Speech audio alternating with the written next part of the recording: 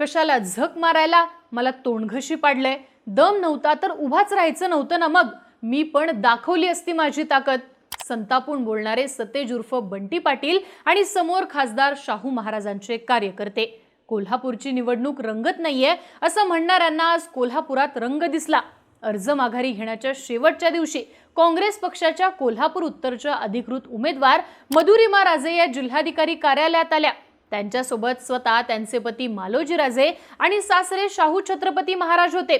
सतेज पाटलांच्या समोरच अर्ज माघारी घेण्याच्या अर्जावर स्वतः शाहू महाराजांनी सही करण्याचं फरमान झाडलं. अर्ज माघारीची सही बघून बंटी पाटील संतापाच्या भरात बाहेर पडले. समोर असणाऱ्या शाहू महाराजांच्या कार्यकर्त्यांकडे बघत, जे काही राजकारण झाले ते चांगलं केलं नाहीये, मी पण माझी ताकद दाखवली असती असं म्हणत बंटी पाटील निघून गेले. अर्थात कोल्हापूर उत्तरची जागा आता काँग्रेस लढवत नाहीये. इथनं काँग्रेसच्या अधिकृत उमेदवारानंच माघार घेतलीये.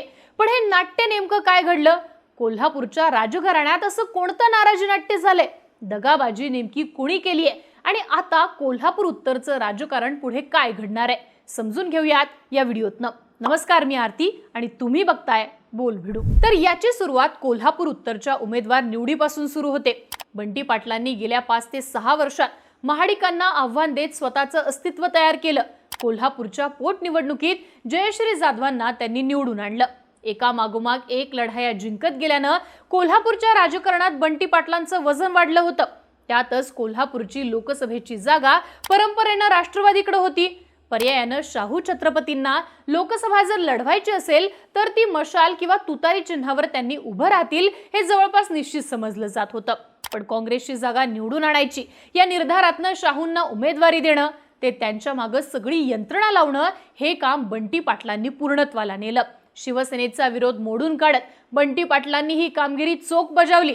साहजिकच फक्त कोल्हापूर उत्तरच नाही तर संपूर्ण कोल्हापूरच्या पट्ट्यातनं काँग्रेस बंटी पाटील म्हणतील तोच उमेदवार फायनल करणार हे निश्चित होतं.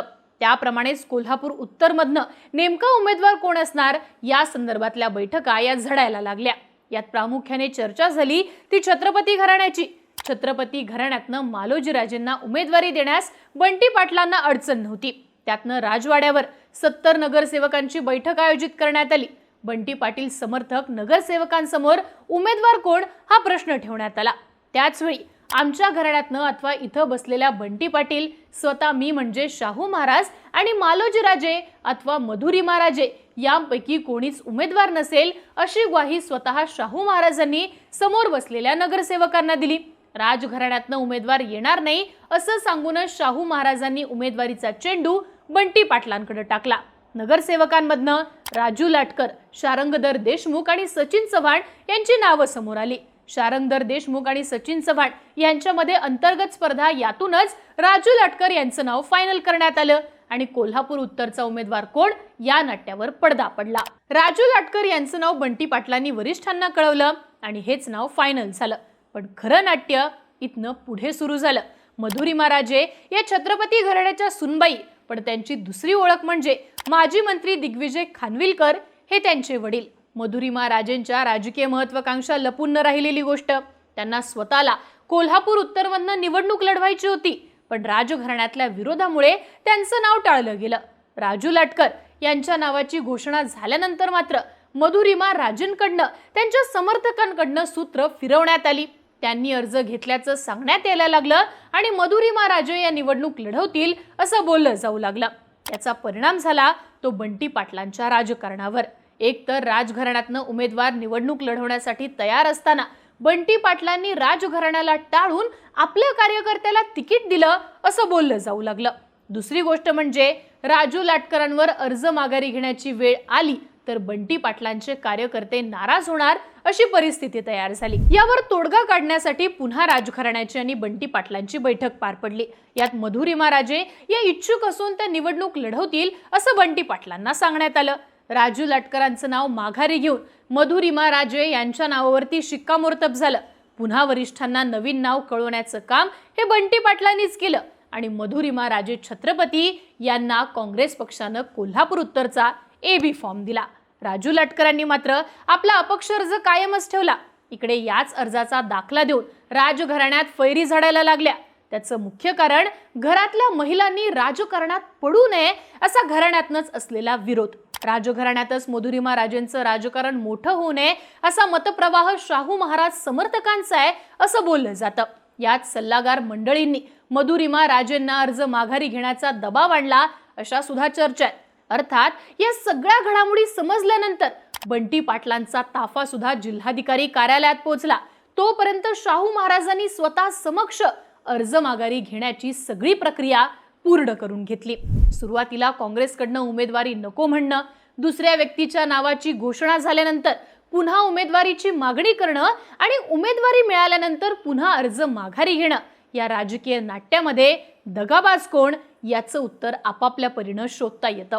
आता मुद्दा राहतो तो म्हणजे पुढं काय होणार. ही निवडणूक एकतर्फी झालीये का? तर अजिबात नाही. कारण बंटी पाटील समर्थक अपक्ष राजू लाटकर मैदानात आहेत. त्यांना काँग्रेस पुरस्कृत उमेदवार म्हणून समोर आणलं जाऊ शकतं. पण मूळ मुद्दा आहे, पक्षाचं चिन्ह सोडून राजू लाटकरांचं पारडं जड होईल का?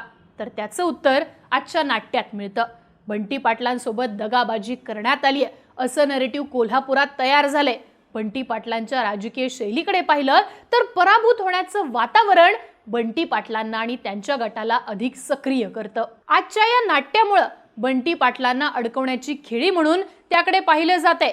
साहजिकच नसलेली सहानुभूती बंटी पाटलांच्या मागं उभा राहताना दिसू शकते.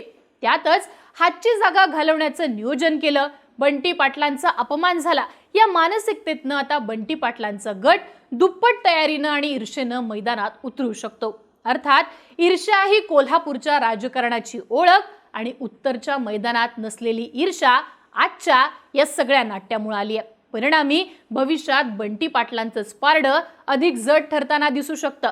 तुम्हाला काय वाटतं? कोल्हापुरात आज जे काही राजकीय नाट्य झालं त्याचा विधानसभा निवडणुकीवरती काय परिणाम होईल? बंटी पाटील आता नेमका काय निर्णय घेतील? याबद्दलच्या तुमच्या प्रतिक्रिया कमेंट बॉक्समध्ये लिहून नक्की कळवा आणि अशाच राजकीय घडामोडी विस्ताराने पाहण्यासाठी बोलबिळूला सबस्क्राईब करा.